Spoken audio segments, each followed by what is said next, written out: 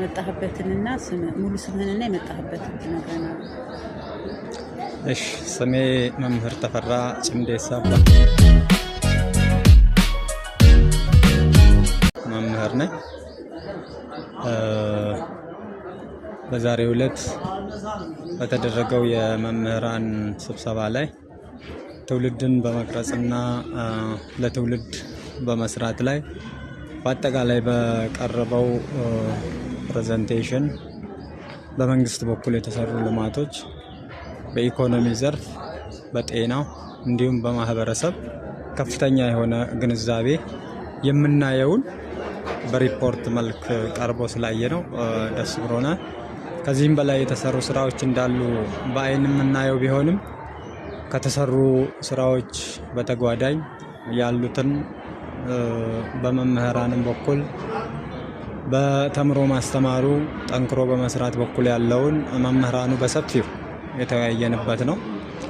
ስለዚህ መምህሩ ከራሱ አንጻር ምን ይጎለኛል፣ ምን ማጠናከር አለብኝ፣ ደግሞ ምን ያስፈልገኛል፣ ለመምህራን መንግስት ምን ማድረግ አለበት የሚለውን በሰፊው ተነጋግረናል።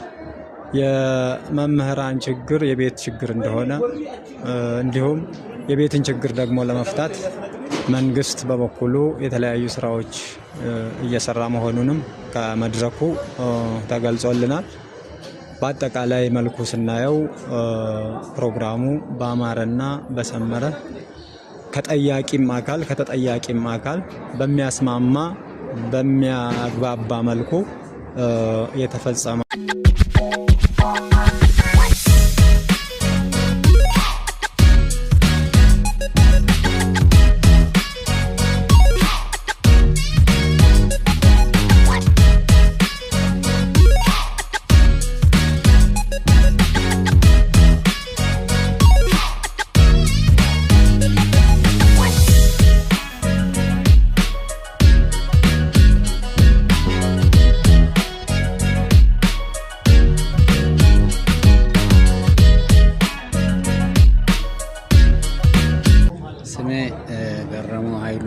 እባላለሁ። የምስራቅ ሁለተኛ ደረጃ ትምህርት ቤት ርዕሰ መምህር ነኝ።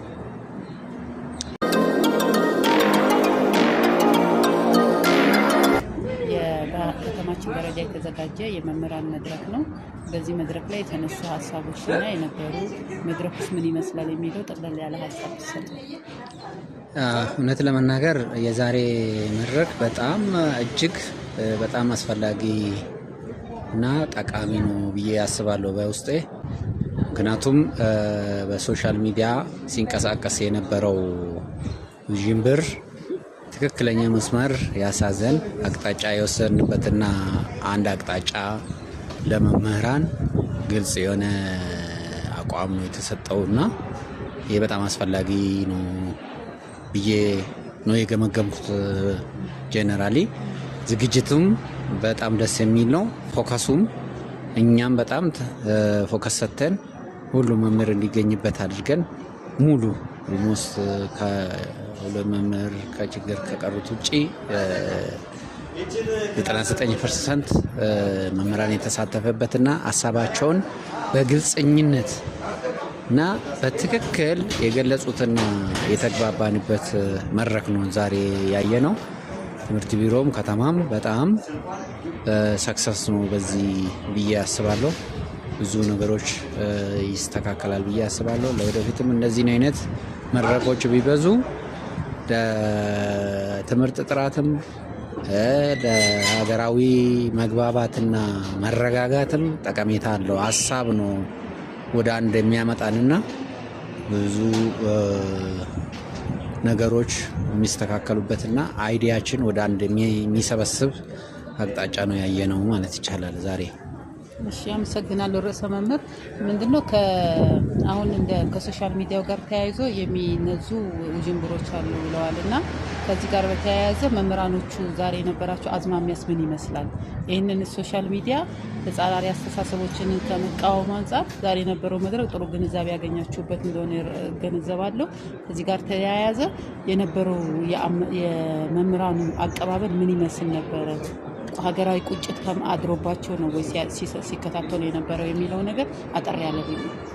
አዎ መድረኩ ላይ በጣም እንደውም ቁጭት ነው ያነሱትና በሶሻል ሚዲያም ውዥንብር ውስጥ መግባት የለበትም የሚል ነው። በዋናነት መምህራን ያጠነጠኑት ስለ ኑሮ ውድነት የሚገባ ከውስጣቸው አውጥተው ተናግረዋል። መደጎም አለብን፣ በተለየ መልኩ በክራይ ኑሮ ውድነት ከምናገኘው ገቢ ጋር ተመጣጣኝ እየሆነ አይደለም የሚል ነው በዋናነት ያጠነጠነው እንጂ ለሶሻል ሚዲያ ሰለባ የሆኑት መምህራንም አላገኘንም። እይታችን እኛም እንደ አመራር ስናይ ስንገመግም ነበርና በጣም የሶሻል ሚዲያ እንደዚህ አድርጉ ሶሻል እንደውም ሲያነሱ ሶሻል ሚዲያ ለእኛ ተቆርቆሮ አይደለም ለራሳቸው ፖለቲካ ነው የሚል እንጂ የወጣ እንትን የለውም። በእኛ በፊትም መምህራኖች ጋር ብዙ ክፍተቶች አይታዩም። በአይዲያውም እነዚያ ያንኑ ነው ያረጋግጥ ነው የኛ ለትምህርት ቤት እንጂ ውዥንብር እንዳለ ገልጿል። ውዥንብር እንዳለ ተነግሯል። መምህራን ግን በአብዛኛው የመልካም አስተዳደር ችግር ታች መንግስት ወርዶ የሰላም ጉዳይ በደንብ አንስቶታል። የኑሮ ጉዳይ መምህራን ከዚህ ሰለባ እንዳይሆኑ መንግስት በየጊዜው መረጃና መልስ ይስጠን የሚል ነው የተነሳው እንጂ የእነዚህን አይነት የአድማ የምናምን ውስጥ እይታ ብዙም አላየውበትም። እኔ አመሰግናለሁ። አመሰግናለሁ። መጀመሪያ ስሞትንና የመጡበትን ይነግሩናል። እሺ፣ እኔ ደበላ ጉደታ እባላለሁኝ። የቂርቆስ ክፍለ ከተማ ብልጽግና ፓርቲ ምክትል ፓርቲ ኃላፊና ፖለቲካ ዘርፍ ኃላፊ ነኝ። ያው እንግዲህ ዛሬ የመምህራን መድረክ እያካሄድን የዋለ ነው። የመምህራን መድረክ አካባቢ ያለው አጠቃላይ አዝማሚያዎችን በአጭሩ ለማስቀመጥ ፈልጋለሁ። የመጀመሪያው መድረኩ በአዎንታ የሚታዩ በጣም በርካታ ነገሮች አሉ። መምህራኖቹ በጊዜ በትምህርት ቤቱ ተገኝቶ ውይይት ማድረጋቸው፣ ለተለያዩ ለጸጥታ ስራዎችም ድጋፍ ሲያደርጉ ነው የቆዩት። እንደዛውም ውይይቱ በቪዲዮ ነበረ። ቪዲዮም በዶክተር ዘላለም በኩል ገለጻ ሲደረግ ልብ ብሎ እያዳመጡ በደንብ መሻወት እየያዙ ነበረ። ከቪዲዮም ከገለጻውን በኋላ መድረኩ በተቀመጠው አቅጣጫ መሰረትም በተለይ የያዟቸውን ነጥቦች አንድ በአንድ በፖዚቲቭ ደስ በሚለው ነፃ ሆኖ ከማንኛውም ነገር ነፃ ሆኖ ሲያነሱ ነበረ።